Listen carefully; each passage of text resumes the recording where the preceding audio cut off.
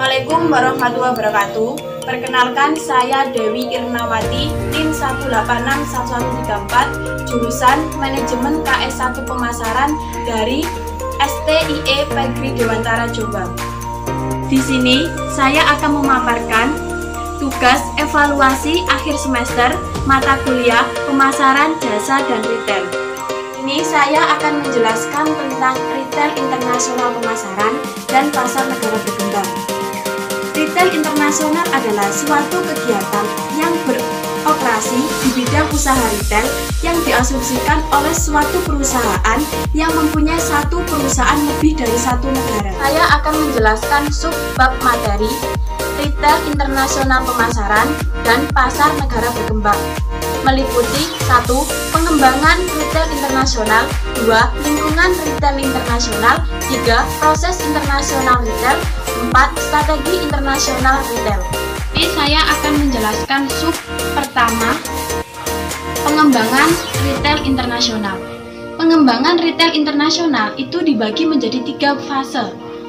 Pertama, pada tahun 1950 di Amerika Utara dan Eropa Barat, para produsen besar menjual produk mereka ke grosir, kemudian menjualnya ke pengecer. Pada fase yang kedua, pada tahun 1960, operasi retail diberdayakan membeli langsung di produsen dan menghapus biaya pada pihak tengah. 3. Atau fase terakhir, pada tahun 1980, retail mengambil kendali sistem distribusi dalam posisi kuat yang berdampak pada produsen. Selanjutnya saya akan menjelaskan tentang subbab yang kedua, yaitu lingkungan retail internasional. Lingkungan retail internasional dibagi menjadi 3 macam. Yang pertama, lingkungan makro dan mikro. Lingkungan makro dan mikro memiliki perbedaan pada tingkat lingkungan. Makro, lingkungan di tingkat internasional atau jangkauannya lebih luas. Sedangkan mikro, tingkat industri lingkungan bisnis atau jaringannya lebih kecil. Yang kedua, deregulasi. Pengecer tertarik oleh perkembangan ekonomi, artinya tinggi rendahnya tingkat pertumbuhan di pasar yang kurang jenuh harus dikontribusikan.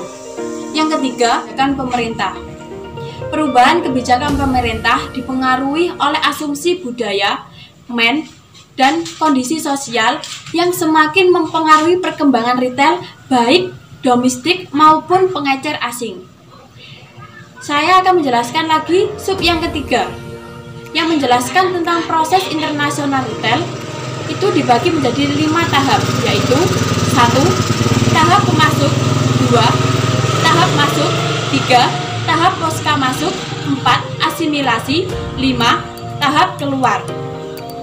Proses internasional retail adalah suatu kombinasi dari transfer pengetahuan, praktik, usia, budaya perusahaan, dan teknik pengecer. Dan saya akan menjelaskan sub yang 4, menerangkan tentang strategi internasional retail.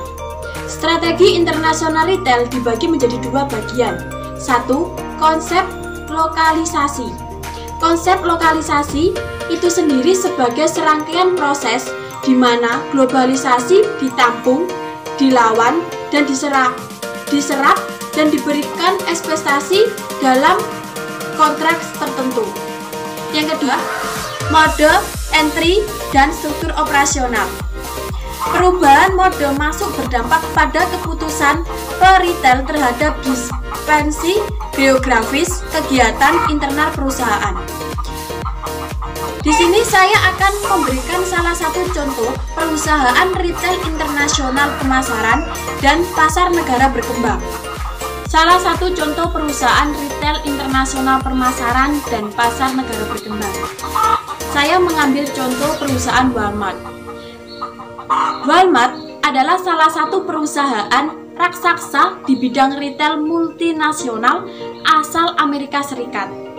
Walmart menjadi salah satu perusahaan yang sukses di dunia maupun mengoperasikan rantai proses swalayan di departemen store dan toko kelontong.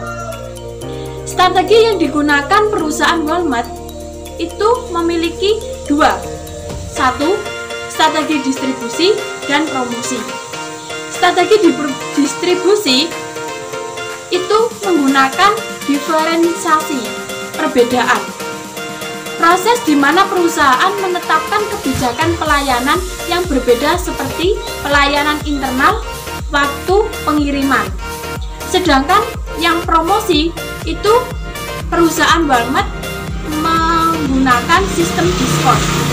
Sekian pemaparan materi dari saya, kurang lebihnya mohon maaf. Wassalamualaikum warahmatullahi wabarakatuh.